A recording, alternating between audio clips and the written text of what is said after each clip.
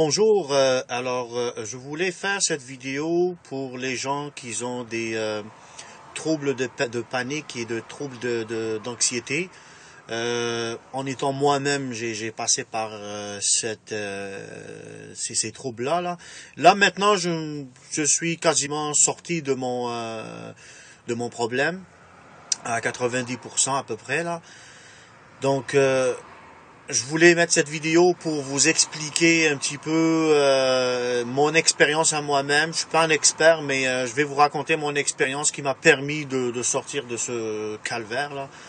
Donc moi je découperai cette méthode d'approche en trois étapes,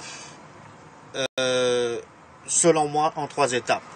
Donc la première étape, c'est vraiment d'aller revenir en arrière dans le passé. Il faut aller avant même que l'angoisse ou l'anxiété commence à s'installer dans l'esprit ou le corps de la personne. Donc, il faut aller quasiment dans la période où est-ce qu'on était comme normaux, là. Alors, c'est ça, il faut commencer à penser, prendre 10 minutes, 15 minutes, se concentrer comme ça, puis aller penser comment on était, comment on a vécu l'enfance, c'est quoi les éléments qu'on avait, ça dépend des personnes. Comme moi-même, par exemple, mon exemple, c'était, j'avais peur du noir, j'avais peur de toutes les films d'horreur, les affaires de démons, puis toutes les... donc, ça dépend des personnes. Chacun, comment il a vécu ses peurs, comment il... Mais ça contribue à l'augmentation de la fréquence de l'anxiété dans le corps humain.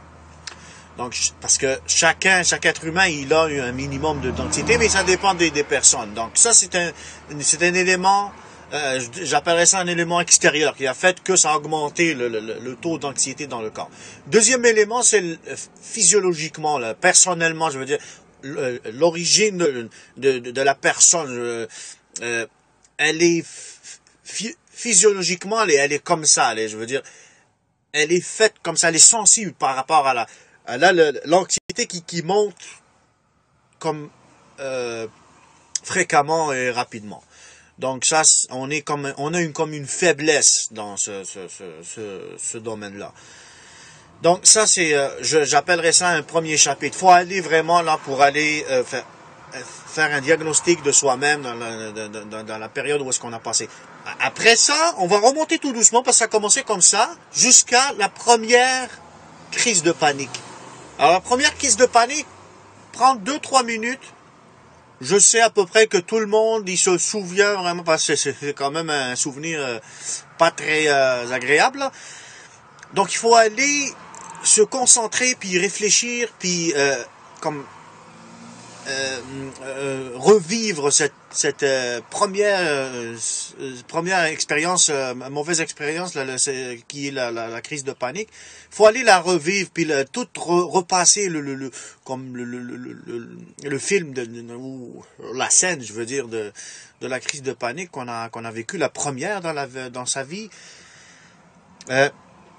C'est ça, juste aller penser à ça, comment ça a commencé, où est-ce que vous étiez, puis voilà, puis comme moi, c'était comme une cigarette, je sentais que j'ai sorti dehors, j'ai pris une cigarette, je me suis dit, oh mon Dieu, je vais m'étouffer, puis ça a commencé, hyperventilation, là, j'ai capoté, j'ai été comme un fou, là, j'ai fait semblant de tomber par terre, mais c'est juste, bon, c'est ça, c'est la première crise de panique, on va tout rebobiner ça. OK, à partir de cette première crise de panique, on a comme déclenché une alarme. C'est ça dont je vais vous parler dans le prochain chapitre. Le deuxième chapitre ou la deuxième partie. Donc ça, c'est vraiment la première partie. Allez faire un diagnostic tranquillement, pas vite. Comment ça s'est commencé, quand ça a commencé, puis comment ça a dégénéré dans notre corps, c'est quoi les éléments qui nous ont touchés, puis et les éléments qui ont servi à amplifier tout ça, et la première crise de panique. Maintenant, ça c'est la première partie. On est d'accord, j'espère que vous avez établi tous vos éléments, puis tout votre diagnostic est mis en place. Maintenant déjà, vous savez comment ça a commencé. Donc rendez-vous dans le deuxième chapitre, ou la deuxième partie. Merci.